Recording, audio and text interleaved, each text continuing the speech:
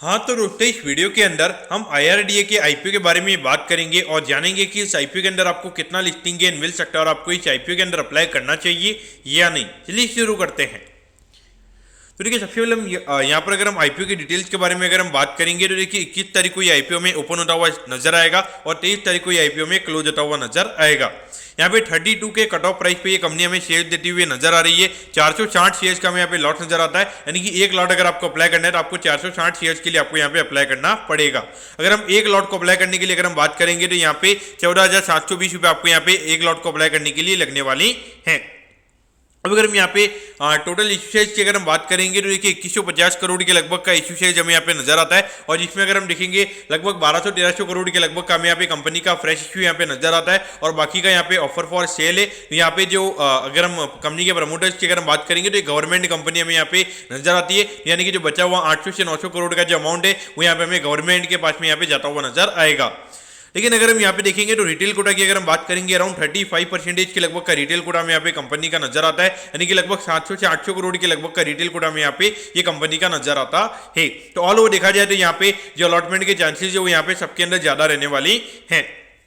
अब अगर हम यहाँ पे कंपनी के फंडामेंटल्स की अगर हम बात करेंगे तो देखिए जो कंपनी है कंपनी नॉर्मली अगर हम देखेंगे जो भी रिन्यूएबल एनर्जी यानी कि जो भी कंपनी पावर सेक्टर से रिलेटेड होती है तो उन्हें यहाँ पे जो लोन्स वगैरह देने के काम होते हैं वो ये कंपनी हमें देती हुई नजर आती है, यानी कि डिबेंचर्स के फॉर्म में ये कंपनी हमें पैसा रेज करती हुई नजर आती है। तो उसके बाद में हायर इंटरेस्ट रेट पे जो पावर से रिलेटेड जो भी कंपनीज होती है, खास करके जो भी आजकल जो भी ग्रीन एनर्जी से रिलेटेड जो भी कंपनीज होती है उन्हें ये कंपनी हमें लोन प्रोवाइड करवाती हुई नजर आती है। अगर हम देखेंगे इनका जो लिस्टेड पेयर है वो गवर्नमेंट कंपनी हमें यहाँ पे नजर आती है, पावर फाइनेंस कॉर्पोरेशन करके एक कंपनी वो हमें यहाँ पे लिस्टेड यहाँ पे नजर आती है और ऑलमोस्ट अपने ऑल टाइम हाई पे वो स्टॉक हमें भी ट्रेड होता हुआ नजर आ रहा है। लगभग अगर हम अभी देखेंगे 300 से ऊपर अभी हमें वो स्टॉक ट्रेड होता हुआ नजर आ रहा है, लगातार रोज नया ऑल टाइम हाई हमें वो स्टॉक का बनता हुआ नजर आ रहा है। वहां पर अगर हम देखेंगे पी की री रेटिंग भी हमें होती हुई नजर आई है। और अगर हम ये कंपनी की अगर हम बात करेंगे तो देखिए लगभग यहाँ पे 8,600 करोड़ के मार्केट कैप पे कंपनी का आईपीओ में आता हुआ नजर आ रहा है। अगर हम फॉरवर्ड पी के हिसाब से अगर हम बात करेंगे अराउंड 7 to 8 टाइम्स के फॉरवर्ड पी पे ये कंपनी का आईपीओ में आता हुआ नजर आ रहा है। अगर हम कंपनी के फॉरवर्ड ईपीएस की अगर हम बात करेंगे लगभग 4 रुपए के लगभग का ईपीएस हमें यहाँ पे कंपनी का नजर आता है और वहां पर अगर कंपनी 50% के का डिविडेंड पे आउट अगर ये कंपनी करती है तो इसके हिसाब से यहाँ पर आप ये हम एक्सपेक्ट कर सकते हैं क्योंकि गवर्नमेंट कंपनी है तो मेरे ख्याल से आने वाले लॉन्ग टर्म में हम ये एक्सपेक्ट कर सकते हैं कि यहाँ पे लगभग 1.5 से 2 रुपए का पर शेयर का डिविडेंड आपको यहाँ पे मिल सकता है। यानी कि अगर ये आईपीओ प्राइस पे अगर आपको शेयर मिलते हैं और यहाँ पर अगर बाई चांस मेरे ख्याल से लॉन्ग टर्म में अगर आप ये शेयर गिरता है तो वहाँ पे कहीं ना कहीं आपकी जो डिविडेंड यील्ड है वो यहाँ पर आपकी क्या कहते हैं कि बढ़ जाएगी और उसकी वजह से कहीं ना कहीं यहाँ पे जो इसका हाइयर डिविडेंड होगा वो इस स्टॉक को गिरने से भी बचा सकता है।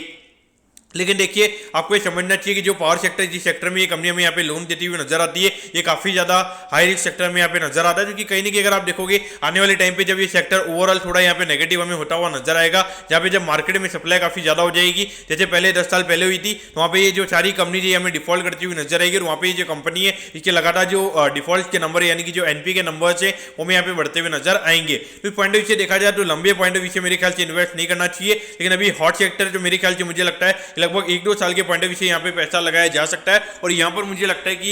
एक बार के लिए अभी टाटा टेक का आईपीओ भी आ रहा है और बहुत सारे आईपीओ में अभी आते हुए नजर आ रहे हैं, तो कहने कि यहाँ पे थोड़ा सप्लाई ज्यादा रहेगा, लेकिन फिर भी मुझे लगता है कि long term point of view से थोड़ा ही अच्छा परफॉर्म हमें करता हुआ नजर आएगा, क्योंकि 1-2 महीने के लिए यहाँ पे थोड़ी दिक्कत हो सकती है क्योंकि मार्केट में थोड़ा सप्लाई ज्यादा रहेगा। फिर जैसे जैसे वो सप्लाई हमें थोड़ा कम होता हुआ नजर आएगा फिर मेरे ख्याल से ये स्टॉक हमें चलता हुआ नजर आएगा। तो इस पॉइंट ऑफ व्यू से देखा जाए तो मेरे ख्याल से अगर आपका लगभग 5 से 6 महीने का व्यू तो मेरे ख्याल से डेफिनेटली अप्लाई करना चाहिए। 1 से 2 महीने के लिए मुझे लगता है कि जब इतने ज्यादा आईपीओ मार्केट में आ रहे हैं और वहां पे टाटा टेक का आईपीओ भी में आता हुआ नजर आ रहा है तो वहां पे सबका फोकस हमें वहां पे होता हुआ नजर आएगा। तो भी 1 से 2 महीने में यहाँ पे इतना ज्यादा इंटरेस्ट नहीं आएगा, लेकिन 1 से 2 महीने के बाद मुझे लगता है कि जब यहाँ पे सप्लाई थोड़ी कम हो जाएगी तो इसके बाद में बढ़िया ये चल सकता है। दोस्तों मैं बताऊं कि IRDA के आईपीओ के बारे में आपको सब कुछ समझ में आ गया होगा। अगर आपकी कोई भी क्वेरीज है आप कमेंट कीजिए, मैं जरूर आपके कमेंट पर रिप्लाई करूंगा। ओके दोस्तों, thank you, have a nice day.